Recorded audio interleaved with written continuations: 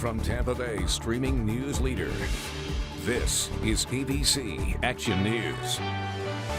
Hello and good morning. I'm James Tully. Thanks for starting your week with us. Greg Diaz will look at your weather in a moment. First, here are your headlines. There's been an explosion of new COVID-19 cases in Florida. More than 10,000 new infections, 29 more deaths reported.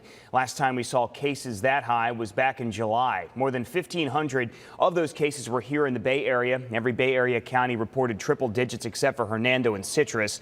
That crucial rate of new tests coming back positive dropped to about 7.5%, so a slice of good news. Health experts want us to be at or below 5%, although it has dropped. Florida has not seen that rate in more than 2 weeks.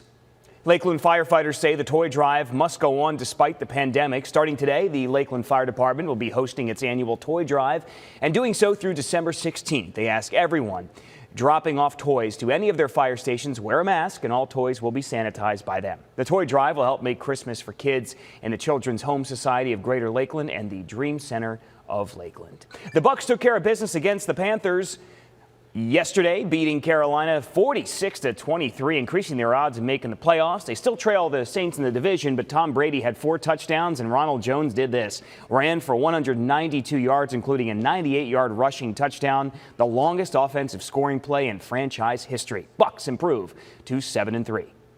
Play better than we played last week, obviously. And it's in there. We just got to do it consistently and continue to make plays and run the ball like we ran it today. And speaking of last week, the Saints had an over-the-top celebration in the locker room after beating the Bucs, and they weren't wearing masks, violating the league's COVID-19 rules. According to ESPN, the Saints could face some stiff fines and a loss of a draft pick. We should learn the exact punishment later on this week. The Miami Marlins shattering baseball's gender barrier by hiring Kim Ng as their general manager. She's currently the MLB's vice president of operations. Now she's the first woman, an Asian American general manager in Major League Baseball history, and also the first woman in any of the 4 major U.S. sports to hold that position. This morning, she's doing an interview on Good Morning America. Now here's Greg D with your forecast.